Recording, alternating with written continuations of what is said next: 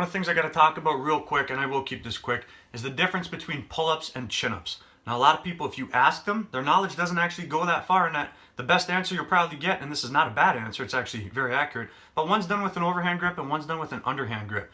Now, others will try to elaborate a little bit and say that with an underhand grip, the biceps are in a more advantageous position. With an overhand grip, they're in a more disadvantageous position, and that's why one's easier or harder than the other.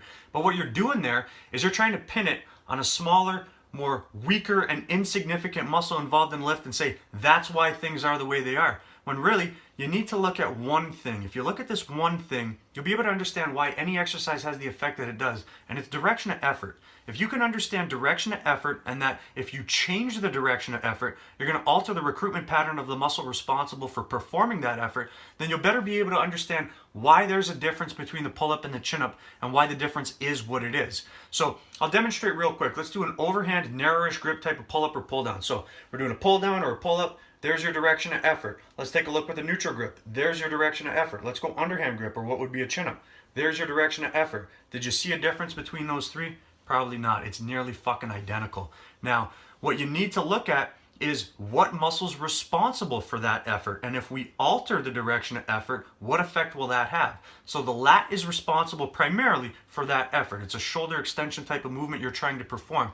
So the lat is the biggest, strongest shoulder extensor in the body, but it's also responsible for shoulder adduction. It's basically responsible to pull the elbow closer to the body no matter where it is. So anytime you're pulling the elbow closer to the body, the lat is working to some degree. But the lat's capacity to produce force will vary based on where the elbow is in relation to the body. So if the elbow is in front of the body, you're performing shoulder extension, that's when the lat is at its greatest advantage. As the elbow drifts away to the side of the body, now you're doing shoulder adduction, and the lat's capacity to produce force is going to be less.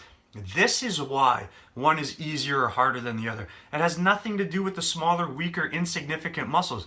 Their position is strictly consequential, because if I want to perform a chin-up, or at least direct the stress onto the lat to the best of my ability, I'm going to want to go with an underhand grip, because it's going to encourage my elbow to go right in front of my body to perform shoulder extension to the best of my ability. And if I do that, that's the position in which the lat is strongest. It just so happens that the bicep is also in a position of advantage when I do that. It's just a consequence. If I want to perform adduction, what happens is I need to go with an overhand grip. It will facilitate that. I cannot perform adduction with an underhand grip. My elbow is going to rotate forward, and I'm encouraged to at least include some sort of shoulder extension into the movement. And if I try to still do that movement, I'm torquing my elbow, I'm torquing my shoulder. The risk associated heavily outweighs the reward, so therefore it's a total fucking waste of time to even try that in the first place. So what happens is, if I want to perform shoulder adduction, what's happening is I need to go with an overhand grip, and it's strictly consequential that the bicep also happens to be in a position of disadvantage to do that. So to target different parts of the lat, because you will overload different parts based on the direction of effort. If you change the direction of effort, you're changing the recruitment pattern. So if I go with more of a shoulder adduction type of movement, the lower lat is more responsible for producing force to perform that direction of effort. So depending on where I want to work will determine on how I want to do these exercises in the first place.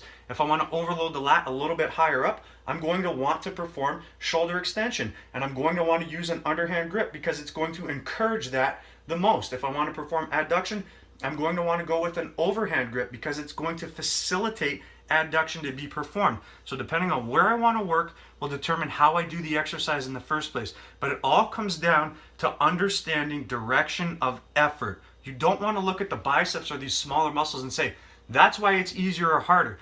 Only time you want to look at other muscles besides the major one involved is if you don't actually change the direction of effort and something is easier or harder. So if I went with an overhand or underhand narrower grip, obviously the position of the elbow is going to be slightly different based on overhand or underhand, but for the most part, the direction of effort is very identical. If one is easier or harder here, then we want to look at smaller, weaker muscles and say, I wonder what's going on there that might be causing this. But as it relates to a chin-up or a pull-up with a wider grip, in which we're going from shoulder extension to shoulder adduction, the reason one's easier or harder is because you've changed the direction of effort. Therefore, you've changed the recruitment of the muscle responsible for the direction of effort.